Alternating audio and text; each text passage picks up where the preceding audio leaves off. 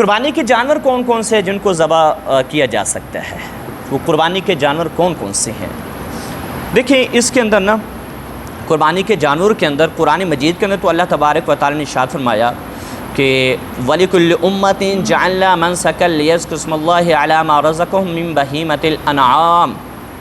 بَهِيمَةِ الْأَنْعَامِ یہ قربانی ہم نے وَلِكُلِّ أُمَّةٍ ہر امت کے لیے قربانی کو رکھا تھا تاکہ وہ اللہ کا نام ذکر کرتے رہیں، اور رزق دیا ان کو مِن بَهِيمَةِ الْأَنْعَامِ چوپاؤں سے ان کو ہم نے رزق دیا۔ اب یہ چوپائے بہیمۃ الانعام کیا ہے؟ تو یہ سورۃ الحج کی آیت نمبر 34 تھی، اور سورۃ الانعام کے اندر اللہ تبارک و تعالی نے ارشاد فرمایا ثمانیۃ ازواج من الضأن اثنین ومن المعز اثنین، اور آگے فرمایا ومن الابل اثنین ومن البقر اثنین۔ یہ اللہ تبارک و تعالی نے قرآن مجید کے اندر ارشاد فرمایا کہ 8 جانور 8 جوڑے ہیں۔ کیا ہیں جی؟ 8۔ کون کون سے؟ بکری، اور اس کے ساتھ گائے اس کا مادہ، اونٹ اور اس کا مادہ۔ یہ اللہ تبارک و تعالی نے اس کے اندر ثمانیۃ ازواج من الضأن اثنین ومن المعز اثنین، اور آگے فرمایا ومن الابل اثنین ومن البقر اثنین۔ اللہ تبارک و تعالی نے ایک گائے کا ذکر کیا، اس کے مادے کا ذکر کیا، اونٹ کا ذکر کیا اور اس کے مادے کا ذکر کیا، بکری کا ذکر کیا اور اس کے مادہ کا ذکر کیا، بکری کے مادہ کا۔ فرمایا کہ یہ جانور ہے جن کو قربان کیا جا سکتا ہے۔ اونٹ ہو گیا، بکری ہوگی۔ اب یہ سوال جو بھینسا ذبح کرتی ہیں کیا اس کی قربانی کرنا بھی جائز ہے؟ تو بالکل اس کی قربانی کرنا جائز ہے۔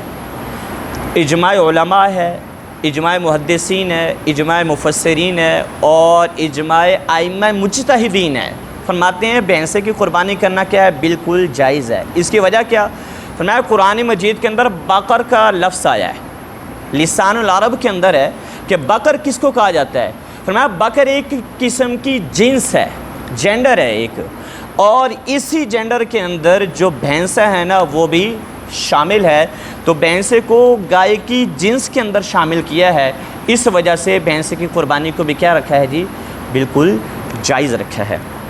اور حضرت حسن بصری رحمۃ اللہ تعالیٰ علیہ تابعی ہیں، اور آپ فرماتے ہیں کہ یہ جو بقر ہے نا، بقر الجاموس یہ بمنزل بقر کی ہے۔ الجاموس و بمنزلۃ البقر، جاموس عربی میں بھینس کو کہتے ہیں، اور بھینس کو آپ فرماتے ہیں کہ یہ گائے کی جنس میں سے ہے، اس کی جینڈر میں سے ہے، اس کی قسم میں سے ہے، تو جو احکام گائے کے ہیں نا وہی احکام کیا ہیں جی؟ بھینسے کے ہیں۔ تو جیسے گائے کو ذبح کرنا، قربان کرنا اور اس میں 7 حصے رکھنا جائز ہے، اسی طریقے سے بھینسے کے ذبح کرنا اور اس میں 7 حصے رکھنا بالکل کیا ہے جی؟ جائز ہے۔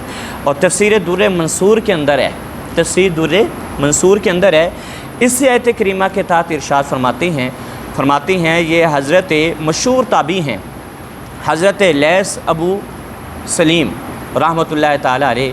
آپ فرماتے ہیں اس کے بارے میں یہ جو جاموس ہے، جاموس یہ گائے کی ایک قسم ہے، اور یہ جو 8 بیان ہوئے ہیں نا جانور، فرمایا انہی 8 میں سے یہ بھینس بھی انہی اقسام میں سے اس کی جنس ہے، اس میں شامل ہے، تو جو احکام اس کے ہیں گائے کے وہی احکام بھینسے کے ہے۔